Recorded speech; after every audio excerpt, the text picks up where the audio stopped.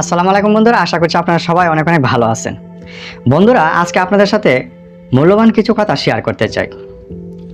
বর্তমানে আমরা যারা প্রবাসে আছি, প্রবাসীরা একটা জিনিসের মধ্যে আমরা সীমাবদ্ধ হয়ে গেছি।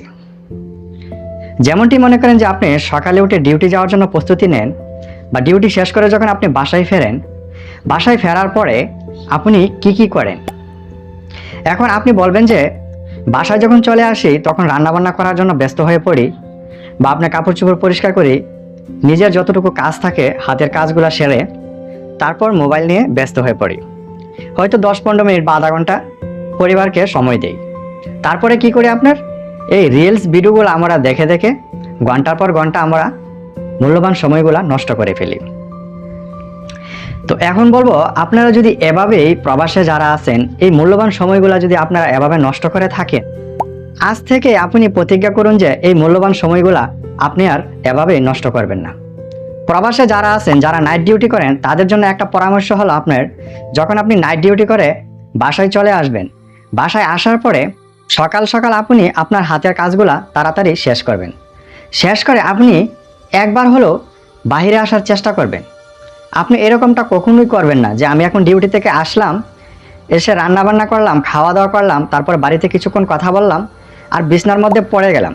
বিছনার মধ্যে পড়ে আমরা কি করি, 3 থেকে 4 ঘন্টা আমরা মোবাইল টিপাটিপি করি।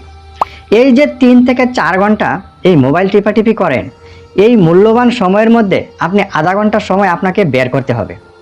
যারা প্রবাসে আছেন, প্রবাসীদের উদ্দেশ্য করে আমি শুধু এই কথাগুলো বলছি। আপনি সকালবেলা ডিউটি থেকে আসলেন, আসার পরে আপনার সকল কাজকাম যে শেষ করে ফেললেন, শেষ করে এই যে আপনি বিছনার মধ্যে পড়ে গেলেন, এটাই হলো আপনার একজন প্রবাসীর জন্য সবচেয়ে বড় ক্ষতিকর একটা দিক। আমি বলবো কি, খাওয়া দাওয়া করে আপনি বিছনার মধ্যে পড়ে যাবেন না। খাওয়া দাওয়া করে আপনি ঘুমানোর জন্য বিছনার মধ্যে যাবেন না, বা আপনি মোবাইল টিপাটিপি করার জন্য বিছনার মধ্যে পড়ে যাবেন না। আপনি একবার হলো বাইরে আসবেন। বাইরে এসে আপনার যে প্রাকৃতিক পরিবেশগুলা, আপনি তাদের সাথে একটু কালেকশন রাখার চেষ্টা করবেন, বা প্রাকৃতিক যে একটা পরিবেশ আছে বাইরে, তাদের সাথে আমাদেরকে একটু সম্পর্ক স্থাপন করতে হবে। এখন আমরা যদি বাংলাদেশে থাকি, বাংলাদেশে কিন্তু মাশাআল্লাহ প্রাকৃতিক দিক কিন্তু অনেক ভালো, সবুজে সবুজ। সোশ্যাল মিডিয়া আপনার ব্যবহার করতে হবে 1 থেকে 2 ঘন্টা, এর বেশি যদি হয়ে যায় আমি মনে করি যে এটা আপনার অতিরিক্ত হয়ে যাচ্ছে, বা এটা আপনার জীবনে এখন আপনি বুঝতে পারতেছেন না যে এই মূল্যবান সময়গুলো নষ্ট করে করে আপনার জীবনে কি ক্ষতি বয়ে আনতেছে। একটা গাছের মধ্যে ধরে আপনি গাছটার সাথে আপনি কথা বলবেন, এমনি এমনি কথা বলবেন, এখন বলবেন যে বেচারা কি পাগল হয়ে গেল নাকি, গাছের সাথে আবার কিভাবে কথা বলতে হয়। আরে ভাই, আপনি যখন একটা গাছের মধ্যে এভাবে ধরে আপনি এই গাছটার সাথে কিছুক্ষণ মিনমিন করে আপনি কথা বলবেন, এই জিনিসটা আপনার মনের ভেতরের যে উৎফুল্লতা, বা আপনার মনের ভেতরে যে গভীরতা, বা আপনার ভেতরে যে একটা মানবিকতা, এই জিনিসটাকে আপনার ফুটিয়ে তোলে। কারণ একটা গাছকে যদি আমরা এত বেশি ভালোবাসতে পারি, একটা গাছকে ভালোবেসে যদি আমরা গাছের সাথে কথা বলতে পারি, তাহলে আমাদের ভেতরে যে একটা মানবতা আছে, এই মানবতাটা জাগ্রত হবে। তাহলে কি হবে, আমরা মানুষের সাথেও সুসম্পর্ক রাখার জন্য অনেকটাই চেষ্টা করব, বা মানুষের সাথে আমাদের সম্পর্কটা অনেক দৃঢ় এবং গভীর হবে। আপনার মনে যখন অনেক কষ্ট থাকে, বা আপনার মনের মধ্যে যখন অনেক খারাপ লাগা সৃষ্টি হয়, তখন আপনি কি করেন, একজন মানুষের সাথে গিয়ে এই কথাগুলো শেয়ার করেন। কিন্তু দেখেন যে একটা মানুষের সাথে আপনার এই কথাগুলো শেয়ার করলে আপনার কিন্তু বেশি একটা উপকার হচ্ছে না।